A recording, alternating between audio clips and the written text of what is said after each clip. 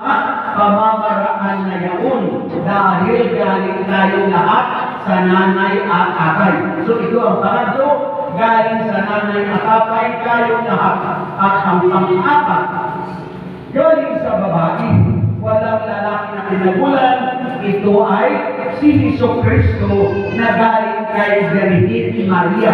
Kaya ang mga Muslim, laging ina-address si Maria na Virgin Maria dahil ang katotohanan, walang sino ang lalaki na nakagalaw kay Virgin Maria.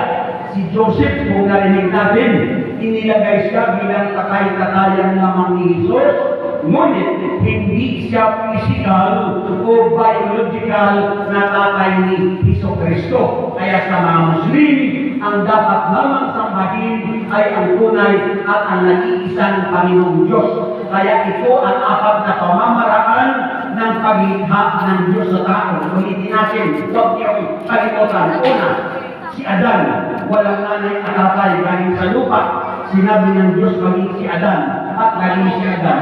Pangalawa, si Eva, galing sa kadyang ni Adan na walang nanay. At pangatlo, tayong lahat na galing sa nanay at tatay. At ang pang-apat, si Jesucristo na galing sa babae at walang lalaki na pinagmulan. Kaya ulitin natin mga kapatid, mga anak, ang dapat lamang sambahin ay ang tunay at ang nag-iisang Panginoong Diyos. Ang Diyos ni Adan, ang Diyos ni Eva, ang Diyos ni Virgin Maria, ang Diyos ni Jesucristo, ang Diyos natin lahat-lahat. At siya yung paulit-ulit din yung naririnig na Allah. Kaya mga kapatid, kung marinig ninyo ang Allah, huwag ninyo sabihin na siya ay Diyos lang ng mga Muslim. Ang Allah, wala siyang kaibahan sa sinasabi nating Panginoong Diyos na tagapaglikha o ang tinatawag na God Almighty Creator. Ulitin ko, ang Allah, siya ang nagbigay ng buhay sa ating lahat. Siya lamang ang nakakaalam kung kailan tayo lahat-lahat mamamatay. Siya lang ang magbabangon sa ating lahat, sa ating mga libingan, sa araw ng paghuhukom, at siya lang ang huhukom sa ating lahat-lahat, wala nang iba. So ang mga Muslim ay may mga pinaniniwalaan. Nung kami ay mga Kristiyano, tinuturuan din kami sa simbahan na maniwala sa mga bagay-bagay. Ang Islam, mga kapatid, mga anak, pakinggan ninyo ng mabuti.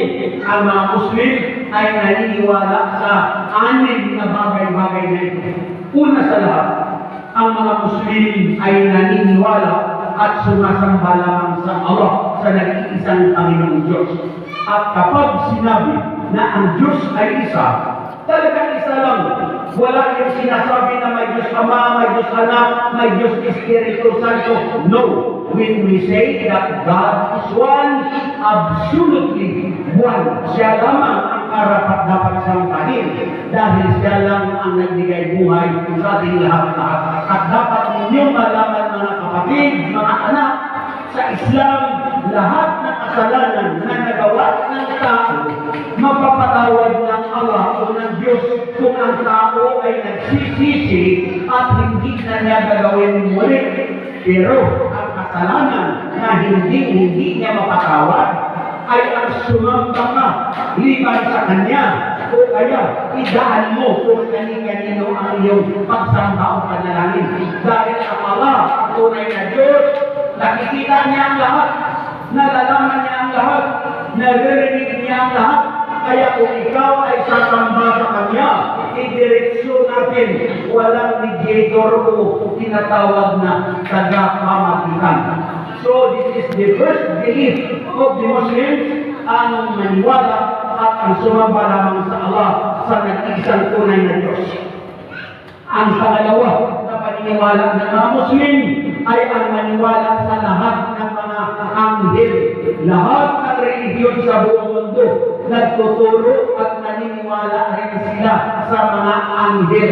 We Muslims likewise believe, mga kapatid, mahalaga na maniwala tayo sa mga anghel at ang mga